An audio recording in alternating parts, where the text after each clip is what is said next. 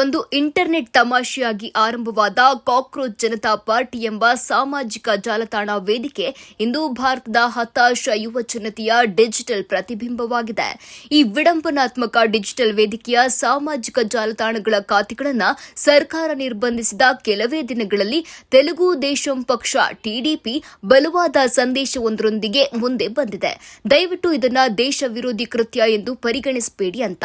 TDP ರಾಜ್ಯಾಧ್ಯಕ್ಷ ಪಲ್ಲಾ ಶ್ರೀನಿವಾಸರಾವ್ ಅವರ ಪ್ರಕಾರ ಸಿಜೆಪಿಯು ಬೆಲೆ ಏರಿಕೆ, ಉದ್ಯೋಗಗಳು ಸೃಷ್ಟಿಯಲ್ಲಿನ ವೈಫಲ್ಯ, ಸ್ಪರ್ಧಾತ್ಮಕ ಪರೀಕ್ಷೆಗಳ ಪ್ರಶ್ನೆ ಪತ್ರಿಕೆ ಸೋರಿಕೆ ಮತ್ತು ಆರ್ಥಿಕ ಒತ್ತಡಗಳ ಕುರಿತಾದ ಯುವ ಜನರ ಆತಂಕಗಳ ನೇರ ಫಲಿತಾಂಶವಾಗಿದೆ.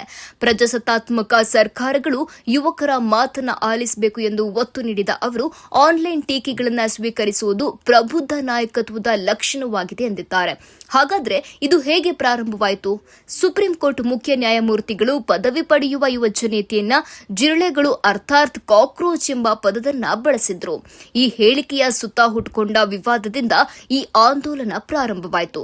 ನೆಟ್ಟಿಗರು ತ್ವರಿತವಾಗಿ ಈ ಪದವನ್ನ ಬಳಸಿಕೊಂಡು ನಿರಂತರ ನಿರುದ್ಯೋಗ ಮತ್ತು ಪರೀಕ್ಷಾ ಪ್ರಶ್ನೆ ಪತ್ರಿಕೆ ಸೋರಿಕೆಯ ವಿರುದ್ಧ ಬೃಹತ್ ಆನ್ಲೈನ್ ಧ್ವನಿಯಾಗಿ ಪರಿವರ್ತಿಸಿದ್ರು.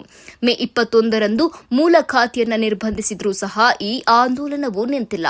ಕಾಕ್ರೋಚ್ಗಳು ಸಾಯುವುದಿಲ್ಲ ಎಂಬ ಟ್ಯಾಗ್ಲೈನ್ನೊಂದಿಗೆ ಹೊಸ ಖಾತೆಗಳು ಈಗಾಗಲೇ ಹುಟ್ಟುಕೊಳ್ತಾ ಇದೆ. ಭಾರತೀಯ ಯುವಕರು ದೇಶದ ವಿರೋಧಿಗಳಲ್ಲ, ಅವರು ಕೇವಲ ಉತ್ತಮ ಅವಕಾಶಗಳು, ಪಾರದರ್ಶಕತೆ ಮತ್ತು ವೇಗದ ಆಡಳಿತವನ್ನ ಬಯಸುತ್ತಾರೆ. ಈಗಿರುವ ಪ್ರಶ್ನೆ ಅಂದ್ರೆ ವ್ಯವಸ್ಥೆಯು ಎಷ್ಟು ವೇಗವಾಗಿ ಈ ಪರಿಹಾರಗಳನ್ನು ಒದಗಿಸುತ್ತದೆ ಎಂಬುದು.